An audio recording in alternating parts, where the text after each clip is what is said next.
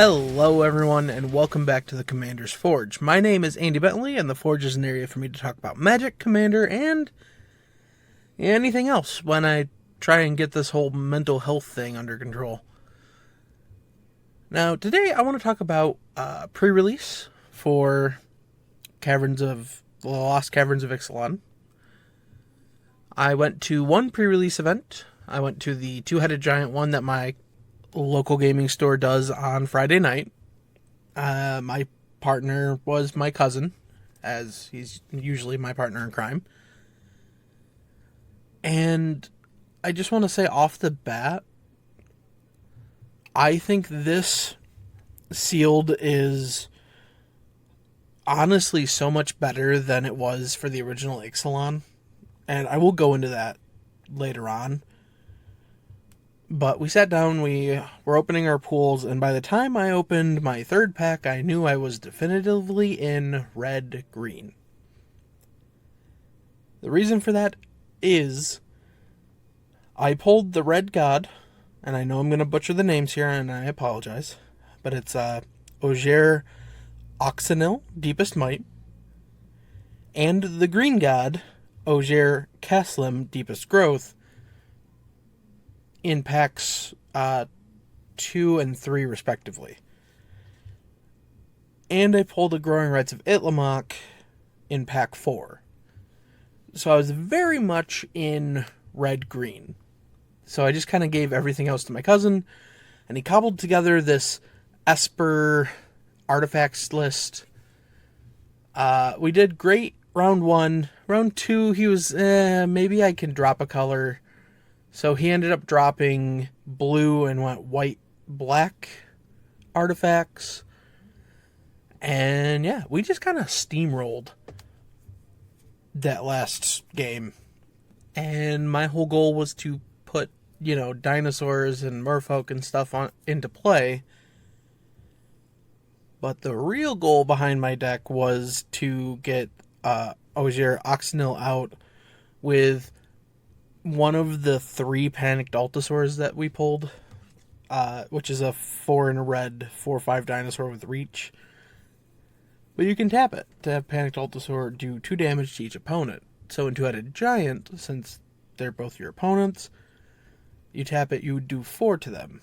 With the Red God out, you end up doing 8 to them. So that's just how we ended up steamrolling that last game. It also did lead to me wanting to actually build out the Red God as a deck. And that's what I'm going to talk about in the next part of this. And I just kind of built it with what I had laying around. Though there is a list of red pingers that I want to get my hands on. But yeah, I had a lot of fun. And I was honestly kind of sad that my financials are a little stressed right now. And I could not afford to do more than one. But all in all, I had a good time. So that's where we're going to stop off here. And when we come back, we're going to talk about the deck that I cobbled together in a fever dream yesterday. I'll be right back. Hey, I just want to take a minute to tell you about my Patreon. I know times are hard for everybody, and I know it isn't easy to shuffle around bills and stuff. Believe me, I know that.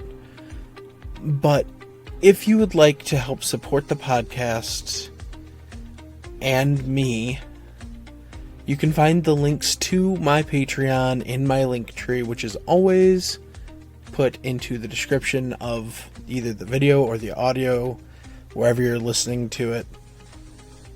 It would really mean the world to me. Honestly, I'm just struggling to make ends meet most weeks.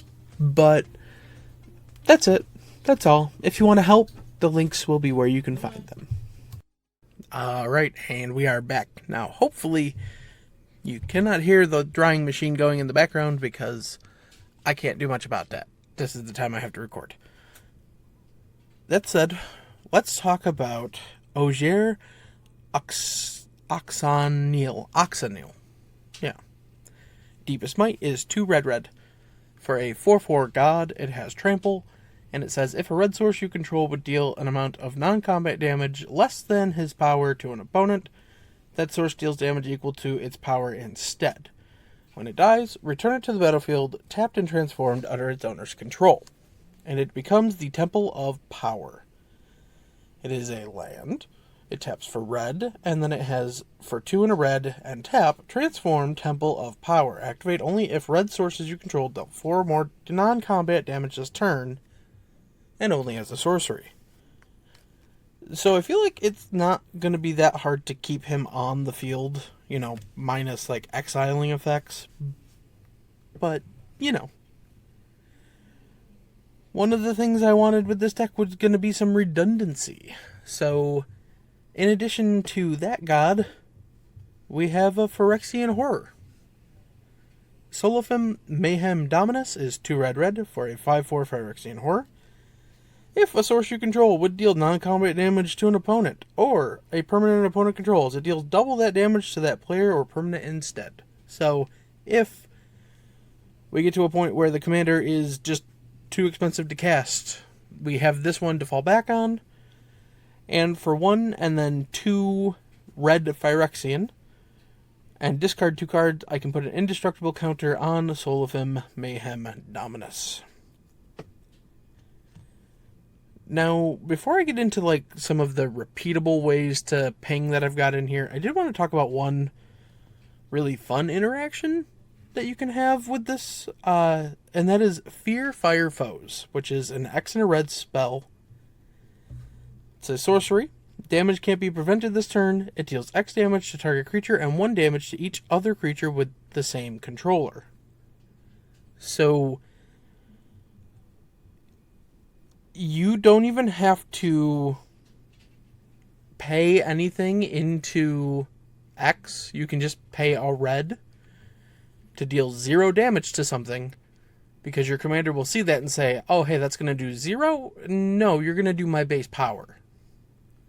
And then it does that to everybody. So it can turn a single red spell into a board wipe, essentially.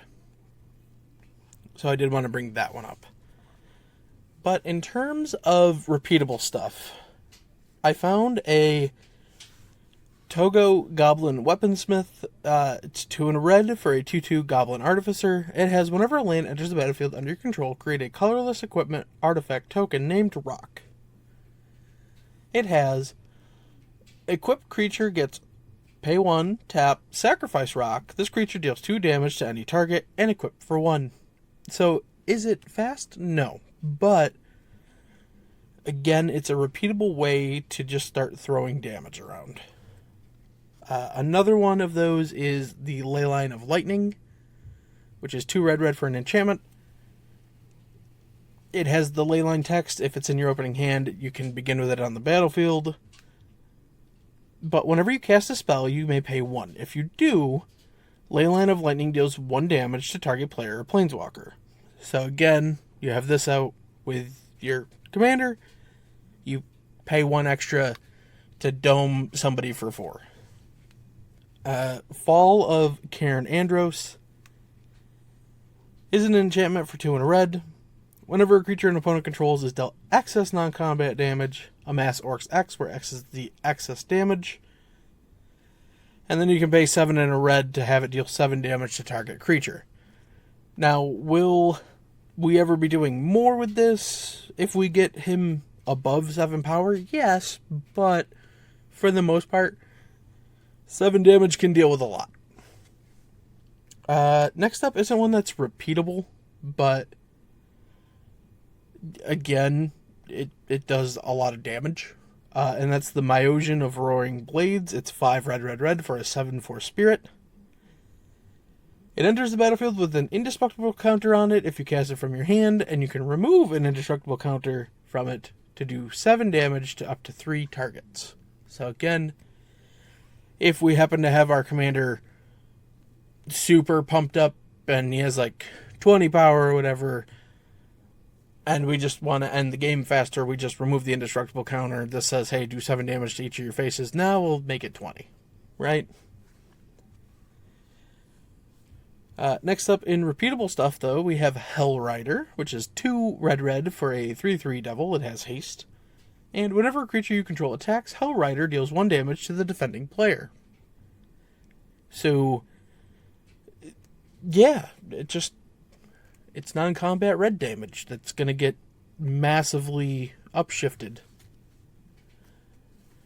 Next up is Inferno Titan, the old classic. It's 4 red for a 6/6 giant. It has fire breathing. For a red, it gets +1/+0 to end a turn. But the big thing here is, whenever Inferno Titan enters the battlefield or attacks, it deals 3 damage divided as you choose among 1, 2, or 3 target creatures and or players. So, the best thing to do with this is target 3 things with 1 damage, and those 3 things now take 4 damage each. Right?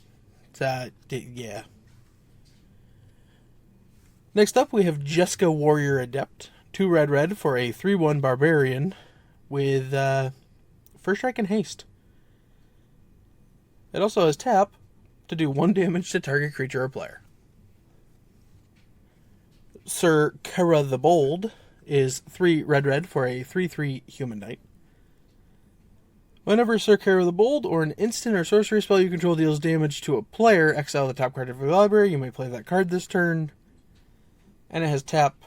Sir Kara deals 1 damage to any target. Next up is the repeat of that Panicked Altasaur from earlier. Not going to bother reading that. And then another one that was surprisingly effective in our last game is the Sunshot Militia. 1 and a red for a 1/3 human soldier. Tap 2 untapped artifacts and or creatures you control. Sunshot Militia deals 1 damage to each opponent. Activate only as a sorcery. So that's kind of where the deck's going, but I also wanted to make ways just to get our power pumped up a little bit. So my first thought was, I have a Heraldic Banner somewhere, so I grabbed one. It's a 3-mana artifact. When it enters, choose a color. Creatures of the chosen color get +1/+0, and it taps to add a mana of that color. Armory of Iroas is a 2-mana equipment. Equipped creature gets, whenever the equipped creature attacks, put a +1/+1 counter on it, and it equips for 2. Ecologist Terrarium is a 2-mana artifact. When it enters the battlefield, you can search your library for a base land card and put it into your hand and shuffle. And then you can pay 2, tap, and sacrifice the Terrarium to put a +1/+1 counter on target creature. Activate only as a sorcery. Goldvein Pick is a 2-mana equipment. Equipped creature gets +1/+1, and then whenever it deals combat damage to a player, you make a treasure token. It equips for 1.